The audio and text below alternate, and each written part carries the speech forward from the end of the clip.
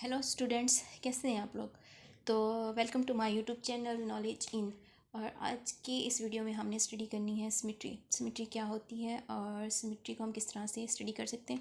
Symmetry जो है वो तकरीबन तमाम स्टूडेंट्स को मुश्किल लगती होती है बीएस लेवल पे या फिर अगर एमफिल लेवल पे देखा जाए तो मैं अपनी इस वीडियोज़ में आपको बहुत ही आसान तरीके से सिमेट्री समझाऊंगी और बहुत ही ईजी तरीके से।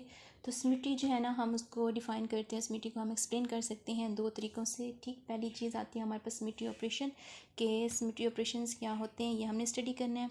और दूसरी चीज़ जो आती है वो हमारे पास आते हैं सिमेट्री एलिमेंट्स। और सिमेट्री एलिमेंट्स जो होते हैं वो तकरीबन 5 टाइप्स के होते हैं। पहली चीज़ आती है हमारे पास आइडेंटिटी, जिसको हम ई से रिप्रेजेंट करते हैं। उसके बाद आता है हमारे पास प्रॉपर रोटेशन, जिसको हम सी एन से रिप्रेजेंट करते हैं। ठीक, और इसके बाद आता है हमारे पास रिफ्लेक्शन, प्लेन ऑफ सिमेट्री, जिसको सिग्मा से रिप्रेजेंट किया जाता है। और फिर हमारे पास आता है इन्वर्जन, जिसको हम आई से रिप्रेजेंट करते हैं। और लास्ट पे हमारे पास आता है इम्प्रॉपर रोटेशन, जिसको एस एन से रिप्रेजेंट करते हैं। तो हम इन तमाम एलिमेंट्स को वन बाय वन जो है स्टडी करेंगे अपनी वीडियोज़ के अंदर। तो आज की इस वीडियो में हमने जिस टॉपिक को स्टडी करना है, जिसको हमने कवर करना है, वो हमारे पास है आइडेंटिटी। तो चलिए स्टार्ट करते हैं इसको। Keep watching my videos.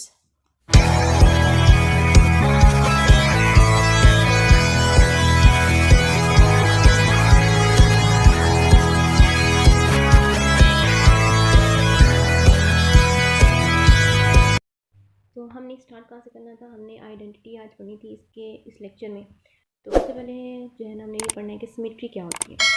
तो सिमेट्री जो होती है, मतलब कि अगर सिमेट्री बेसिकली हम रेगुलरिटी को बोलते हैं, किसी भी कोई भी ऑब्जेक्ट है तो वो कितना रेगुलर है। और दूसरी बात ये कि अगर कोई ऐसा ऑब्जेक्ट है जिसके दरमियान में हम कोई मिरर लगा दें, उसके दोनों हाफ पार्ट जो हों वो क्या हो, आइडेंटिकल हो, एक दूसरे के साथ मैच होते होंगे, तो तभी हम कहेंगे कि उस सब्जेक्ट के अंदर क्या होगी, हमारे पास आइडेंटिटी होगी। फॉर एग्जांपल अगर हम सर्कल की बात करते हैं, सर्कल जो है ना, अगर हम उसको डायमीटर से हाफ करते हैं, वहाँ पे उसका दरमियान में हम उसका मिरर लगा देते हैं, तो उसके दोनों हाफ पार्ट जो होंगे वो बराबर होंगे। फॉर एग्जांपल ये हमारे पास एक सर्कल है, ठीक है, थोड़ा ठीक नहीं बना, चलो सर्कल है, और इसके दरमियान में यहाँ पे मैं एक मिरर लगा देती हूँ या कोई लाइन लगा देती हूँ, तो इसके दोनों हाफ पार्ट जो होंगे वो क्या होंगे, वो इक्वल होंगे, ये दोनों आइडेंटिकल होंगे। इसका मतलब ये है कि इसके अंदर सिमेट्री है। अगर मैं इस तरह से एक और लाइन लगा देती हूँ तो फिर ये चारों पार्ट जो होंगे वो सिमिलर होंगे, ये इंडिस्टिंग्विशेबल होंगे, मतलब ये वाला पार्ट, ये वाला, ये वाला और ये वाला, ये सारे जो होंगे वो सेम होंगे। ठीक है, तो सर्कल के अंदर भी हम कहते हैं कि इसके अंदर भी सिमेट्री है। इसके बाद हम नेक्स्ट देखते हैं कि हमारे पास जो होता है ना, क्योंकि हमने कहा था कि सिमेट्री को जो है ना हम जो है एक्सप्लेन कर सकते हैं दो टर्म्स की वजह से। जैसे कि पहले हमारे पास आता है सिमेट्री ऑपरेशन और फिर हमारे पास आता है सिमेट्री एलिमेंट्स। तो सिमेट्री ऑपरेशंस क्या होते हैं, सिमेट्री ऑपरेशन जो होते हैं वो हमारे पास जो होती है वो रोटेशन हो सकती है, मतलब हम किसी मॉलिक्यूल को रोटेट कर सकते हैं, मतलब उसको रोटेट करवा दें किसी भी एंगल के थ्रू, मतलब 360 हो सकता है, 120 हो सकता है, 180 हो सकता है। और उसके बाद हम रिफ्लेक्शन भी करवा सकते हैं, मतलब किसी मॉलिक्यूल के दरमियान में हम मिरर भी लगा सकते हैं, या फिर रोटेशन और रिफ्लेक्शन दोनों हो सकते हैं। अलग अलग भी होंगे और एक साथ भी हो सकते हैं। मतलब कुछ मॉलिक्यूल ऐसे होते हैं जिसमें रोटेशन करवा के हमें उसका नेक्स्ट जो इमेज मिलता है वो इंडिस्टिंग्विशेबल मिलता है, या फिर मिरर लगा के हमें इंडिस्टिंग्विशेबल मिल जाता है, या कभी कभी ऐसा होता है कि हमें ये दोनों चीज़ें करनी पड़ती हैं, वो हम इम्प्रॉपर रोटेशन में आगे जाके पढ़ेंगे। ठीक है, तो जब हम ये कोई भी ऑपरेशन हम परफॉर्म करते हैं किसी मॉलिक्यूल के अंदर, तो उसके ऊपर तो हमारे पास दो चीज़ें आती हैं, उसकी दो कन्फिग्रेशंस आती हैं। पहली होती है हमारे पास इक्विवेलेंट कन्फिग्रेशन और फिर होती है हमारे पास आइडेंटिकल। अब इक्विवेलेंट क्या होती है और आइडेंटिकल क्या होती है, तो फॉर एग्जाम्पल यहाँ पे हमारे पास एक मॉलिक्यूल है, यहाँ पे जो है ना एटम ए लगा हुआ है, यहाँ पे बी एटम लगा हुआ है। जब इसको 180 पे रोटेट करते हैं तो फिर ये बी जो होता है वो यहाँ आ जाता है। ये रोटेशन किस तरह से होगी, एंटी क्लॉकवाइज इस तरह से रोटेशन होगी, और ये जो है बी जो है वो एक ही जगह पर आ जाएगा और ए जो है वो बी की जगह पर आ जाएगा।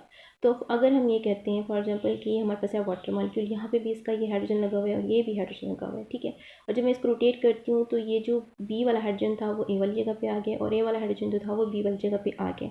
अब हाइड्रोजन ने हाइड्रोजन को रिप्लेस किया, लेकिन यहाँ पे हमारा ए वाला हाइड्रोजन था, यहाँ हमारे पास बी वाला हाइड्रोजन है।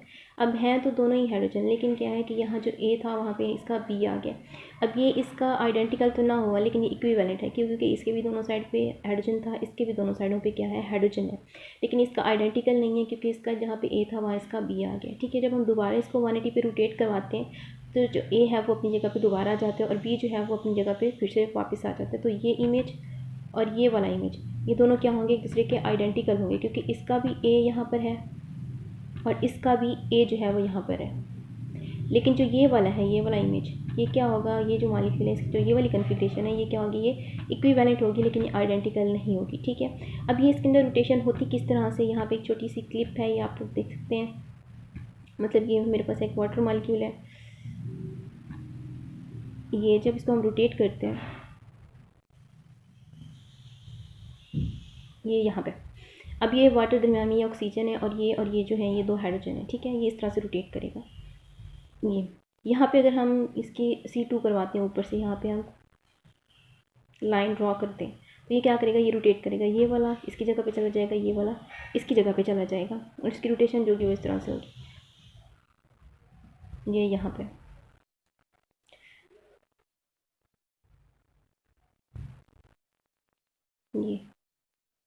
ये हम C2 करवा रहे हैं, यहाँ से एक एक्सिस पास करवा रहे हैं। जब इसको रोटेट करवाया तो ये यहाँ चला गया और ये यहाँ पे, इस तरह से इसकी रोटेशन होगी। इस तरह से आगे चलते हैं। अब आ जाते हैं हमारे पास सिमेट्री एलिमेंट्स क्या होते हैं। सिमेट्री एलिमेंट्स जो होते हैं वो हमारे पास कोई भी क्या हो सकती है, हमारे पास कोई लाइन हो सकती है, कोई पॉइंट हो सकता है, कोई एक्सिस हो सकता है। मतलब कि हम जो है ना सिमेट्री एलिमेंट जो है, सिमेट्री ऑपरेशन हम लगा किस पे रहे हैं, हम किसी एक्सिस के ऊपर भी लगा सकते हैं, हम किसी लाइन के ऊपर भी लगा सकते हैं, किसी पॉइंट के ऊपर भी लगा सकते हैं, ठीक है। तो यहाँ है हमारे पास ये वही वाटर का मॉलिक्यूल हो गया। इसके ऊपर अगर हम देखें तो हमारे पास 3 एक्सिस होते हैं, हमें पता है कि एक्स, वाई एंड जी। तो हम जो रोटेशन करवा रहे हैं हम ये अलॉन्ग जी एक्सिस करवा रहे हैं। इसको जब हम रोटेट करवाएंगे तो ये जो है वो यहाँ चला आएगा और ये जो है वो इसकी जगह पर चला जाएगा, ठीक है। तो ये जो पॉइंट है जहाँ पे हमने ये वाला इसका ऑपरेशन करवाया, इसको हम क्या कहेंगे, ये होगा हमारे पास एक्सिस ऑफ रोटेशन, ठीक है। और हमारे पास कोई लाइन भी हो सकती है, जैसे यहाँ से हम ये लाइन पास करवा दें या हम यहाँ से एक लाइन पास करवा दें और इसको इस तरह से रोटेट करें, ठीक है। और ये जो होंगे वो एक दूसरे को रिप्लेस करेंगे, ये इसको और ये इसको। और इस तरह से अगर हम यहाँ से इसको रोटेट करवाएं तो ये दोबारा से ये एक दूसरे को क्या करेंगे, रिप्लेस करेंगे। तो सिमेट्री एलिमेंट्स जो होते हैं वो क्या होते हैं, वो हमारे पास कोई लाइन होती है, कोई पॉइंट होता है, कोई एक्सिस होता है, जिसके गिफ्ट जो होता है ना हमने उसको रोटेट करना होता है। हमने ये देखना होता है कि अगर हम मान लो यहाँ से रोटेट करें तो हमें इंडिस्टिंग्विशेबल इमेज देगा। इसके बाद आ जाते हैं आइडेंटिटी। तो आइडेंटिटी क्या होती है, आइडेंटिटी जो होती है वो सिंपल सिमेट्री एलिमेंट होते हैं, ठीक है। सिंपल सिमेट्री एलिमेंट मतलब कि कोई भी एलिमेंट हमारे पास पड़ा हुआ है, मतलब कोई भी मॉलिक्यूल हमारे पास पड़ा हुआ है, तो जब तक उसके ऊपर कोई ऑपरेशन नहीं लगता तो उसके अंदर आइडेंटिटी होगी। मतलब कि वो अपनी इनिशियल कंडीशन में है, मतलब कि या फिर ऐसा हो कि कोई ऑब्जेक्ट पड़ा हुआ है उसके ऊपर हमने कोई ऑपरेशन अभी नहीं लगाया, या जो होगी ना उसकी जो आइडेंटिटी होती है वो मोस्ट स्टेबल फॉर्म होती है। आइडेंटिटी जो होती है वो तकरीबन हर सब्जेक्ट के अंदर होती है, हर ऑब्जेक्ट के अंदर होती है। जो स्टार्टिंग पोजीशन होती है किसी भी ऑब्जेक्ट की, अभी मैंने कहा कि जिसके ऊपर कोई भी ऑपरेशन अभी ना लगा हुआ हो तो उसको हम आइडेंटिटी बोलते हैं। तो ऐसा मॉलिक्यूल जिसके अंदर सिर्फ और सिर्फ आइडेंटिटी होती है वो एसिमेट्रिक मॉलिक्यूल्स होते हैं। जैसे कि यहाँ पे है, हर एसिमेट्रिक मॉलिक्यूल के अंदर सिर्फ और सिर्फ आइडेंटिटी होगी। जैसे कि है इसके चारों जो ग्रुप हैं वो क्या है, इसके डिफरेंट लगे हुए हैं, डिफरेंट ग्रुप लगे हुए हैं, तो इसके अंदर सिर्फ और सिर्फ आइडेंटिटी होगी। अगर मैं इसको 360 तक रोटेट करती हूँ तब जाके मुझे इंडिस्टिंग्विशेबल इमेज मिलेगा, अदरवाइज़ मुझे इंडिस्टिंग्विशेबल इमेज नहीं मिलेगा। अगर मैं इसको यहाँ से यहाँ तक रोटेट करती हूँ तो ये हाइड्रोजन क्लोरीन की जगह पर आएगा और क्लोरीन ब्रोमीन की जगह और ब्रोमीन फ्लोरीन की जगह, और इस तरह से। तो ये सिमिलर एटम एक दूसरे को रिप्लेस नहीं कर रही। इस वजह से इसके अंदर और कोई सिमेट्री नहीं होगी, इसके अंदर कोई प्रिंसिपल एक्सिस नहीं होगा, इसके अंदर सिर्फ और सिर्फ क्या होगी, आइडेंटिटी होगी। अगर यहाँ हम ये मॉलिक्यूल देखें, ये मॉलिक्यूल, तो इसके अंदर भी सिर्फ और सिर्फ आइडेंटिटी है। अगर इसको मैं रोटेट करती हूँ, इसको मैं 180 पे रोटेट करती हूँ तभी मेरे पास इंडिस्टिंग्विशेबल इमेज नहीं आता इस तरह से। तो सिमेट्री होने के लिए ज़रूरी है कि जब मैं किसी ऑब्जेक्ट को किसी को मूव करूँ या उसके दरमियान में मिरर लगाऊँ तो मेरे पास इंडिस्टिंग्विशेबल इमेज आना चाहिए। लेकिन ऐसे मॉलिक्यूल जिनके अंदर जो है रोटेट करने पर या उसके अंदर मिरर लगाने पर इंडिस्टिंग्विशेबल इमेज नहीं आता, जब तक कि हम उसको 360 तक रोटेट ना करें, उसको उसी ओरिजिनल पोजीशन पर ना लेकर आएँ, तब तक तो ऐसे मॉलिक्यूल के अंदर सिर्फ और सिर्फ क्या होती है, आइडेंटिटी होती है। ये मॉलिक्यूल आप इस तरह से देख सकते हैं। इसके अलावा एक हमारे पास ये मॉलिक्यूल भी है, ये वाला। इसमें भी ये तीनों डिफरेंट ग्रुप लगे हुए हैं, तो इसके अंदर भी सिर्फ और सिर्फ क्या होगी, आइडेंटिटी होगी। इसको मैं 360 तक रोटेट करूँगी तब जाके मुझे इसका इंडिस्टिंग्विशेबल इमेज मिलेगा, अदरवाइज़ इसके अंदर और कोई सिमेट्री एलिमेंट नहीं है। इस तरह से हमारे पास कुछ और एग्जांपल्स आ जाती हैं, जैसे हमारे पास ये आ गया है, ठीक है। अब इसमें क्या करना है हमने कि इस मॉलिक्यूल को हम जब तक 360 तक रोटेट नहीं करेंगे तब तक हमारे पास जो है इंडिस्टिंग्विशेबल इमेज नहीं आएगा। तो रोटेशन हम किस तरह से करवाते होते हैं कि हमने ना किसी मॉलिक्यूल को इस तरह से रोटेट करवाना होता है कि उसके जो ग्रुप लगे होते हैं उनकी कोई एक पोजीशन जो है वो चेंज हो, ठीक है। एक पोजीशन चेंज हो और सिमिलर एटम एक दूसरे को रिप्लेस करें, और जब हम रोटेट करें तो हमारे पास रोटेशन के बाद जो इमेज मिले वो इंडिस्टिंग्विशेबल हो, मतलब हमें फ़र्क ना पता चल रहा हो कि हमने इसको रोटेट किया या नहीं किया। अब मैं अगर इसको रोटेट करती हूँ 120 तक मैंने इसको रोटेट किया तो मेरे पास दोबारा अगर यहाँ पे मेरे पास क्लोरीन आ जाएगा। अब यहाँ पे जब क्लोरीन आ जाएगा तो रोटेशन के बाद वाली जो इमेज होगी रोटेशन से पहले वाली इमेज से क्या होगी, डिस्टिंग्विशेबल होगी। हम फ़र्क लगा सकते हैं कि यहाँ हमने इसको रोटेट कराया, लेकिन जब हम इसको 360 तक रोटेट करेंगे तब मेरे पास क्लोरीन दोबारा अपनी पोजीशन पर आ जाएगा, तो ये क्या होगा, ये इंडिस्टिंग्विशेबल हो जाएगी। और इस तरह से हम इसके ऊपर जो है ना हमारी इसकी इनडिस्टिंग्विशेबल इमेज मिलेगी। तो इसके अंदर सिर्फ और सिर्फ क्या है, आइडेंटिटी है। इस तरह से हमारे पास ये वाला मॉलिक्यूल है, ठीक है, ये वाला है। तो यहाँ पे ये इसका ग्रुप लगा हुआ है और ये ग्रुप यहाँ पे लगा हुआ है, ठीक है। इसको जब मैं 360 तक रोटेट करूँगी तब जाके ये वाला जो है अपनी ओरिजिनल पोजीशन यहाँ पर आ जाएगा। लेकिन अगर मैं इसको यहाँ से यहाँ तक रोटेट करती हूँ, फॉर एग्जाम्पल मैं इसको 90 तक रोटेट करती हूँ, तो ये वाला जो है वो इसको रिप्लेस करेगा और मेरे पास इनडिस्टिंग्विशेबल इमेज नहीं आएगी। तो इस वजह से इस मॉलिक्यूल के अंदर भी सिर्फ और सिर्फ आइडेंटिटी होगी।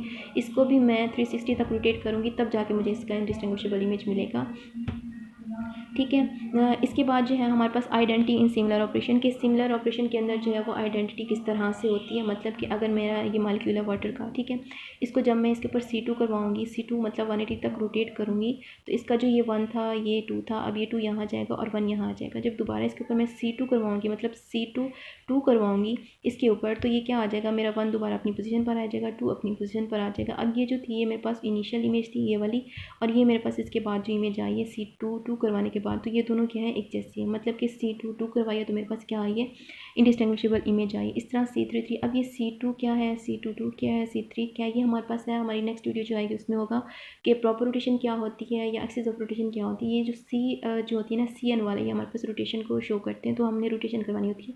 इसके लिए जो है ना, आप मेरी नेक्स्ट वीडियो देखो, उसमें आप लोगों को समझ आ जाएगी। अगर ये हमने देखते हैं C3 3 में हमने अगर देखना है, जैसे ये मेरा मॉलिक्यूल है, ठीक है, अब ये मॉलिक्यूल है, अब ये है, इसको मैं यहाँ से यहाँ तक रोटेट करवा सकती हूँ, लेकिन यहाँ तक रोटेट करने पर मुझे इनडिस्टिंग्विशेबल इमेज नहीं मिलेगी। तो यहाँ तक रोटेट कराऊंगी तो मेरे पास इनडिस्टिंग्विशेबल इमेज आएगी। इस तरह से मैं इसके ऊपर C3 लगाऊँ, ये C3 1, तो यहाँ पे जो था वो अब यहाँ पर आ गया। अब दोबारा मुझे इसके ऊपर C3 लगवानी होगी, तो ये यहाँ पर आ गया। और जब तीसरी दफ़ा मैं इसके ऊपर C3 करूँगी, C3 3, तो मेरे पास ओरिजिनल इमेज आ जाएगा, मेरे पास जो है वो आइडेंटिटी आ जाएगी, ठीक है। इसके बाद आता है हमारे पास जो है ना, इसके अलावा मल्टीप्लिकेशन विद आइडेंटिटी के कोई और हमारे पास अगर ऑपरेशन आ जाता है हमारे पास सिमिलर ऑपरेशन के अलावा, तो उसमें जो है हमारे पास आइडेंटिटी किस तरह से होगी। तो कोई भी हमारे पास ऑपरेशन है, C1 है, उसको E से आइडेंटिटी से मल्टीप्लाई करेंगे तो C1 ही आएगा, C2 को करेंगे तो C2 ही आएगा, C3 से करेंगे तो C3 आएगा। आइडेंटिटी से मल्टीप्लाई करने के बाद हमारे पास ये आ जाएगा। तो इसके बाद हमने यहाँ पर एक चीज़ थी, ये सिग्मा भी होता है। यहाँ पर आप जिस तरह से ये वाली इमेज है, इसके ऊपर मैंने सिग्मा लगाया, इसके ऊपर मैंने मिरर लगाया। जब मैं मिरर लगाऊंगी तो ये सिग्मा मेरे पास हो गया 1, ठीक है, और ये इमेज मुझे इसका अंदर नज़र है। अब यहाँ से जब मैं सिग्मा लगाऊंगी दोबारा यहाँ से यहाँ तक, तो ये हो जाएगा मेरे पास सिग्मा 2, ठीक है। और सिग्मा 2 जब लगाऊंगी तो अंदर से बाहर ये वाली मुझे ओरिजिनल इमेज नज़र आएगा, ये वाला, ठीक है। फिर से मुझे तो मेरे पास दोबारा से आइडेंटिटी आ जाएगी। ये बताना भूल गई थी। अच्छा, इसके बाद जो है ये जो लास्ट वाले 2 हैं जो स्लाइड्स हैं, ये आप लोगों को नेक्स्ट जो वीडियो है उसमें आप लोगों को क्लियर हो जाएगी, क्योंकि इसको समझने से पहले हमें ये पता होना चाहिए कि ये C1 C2 C3 बेसिकली के हैं क्या। तो ये हमारे पास रोटेशन होती हैं, हमारे पास प्रॉपर रोटेशन होती है। तो नेक्स्ट वीडियो में हम इसको पढ़ेंगे। आज की हमारी वीडियो में बस इतना ही था। तो thanks for watching and please do subscribe my channel and press the bell icon for getting more update. Thank you.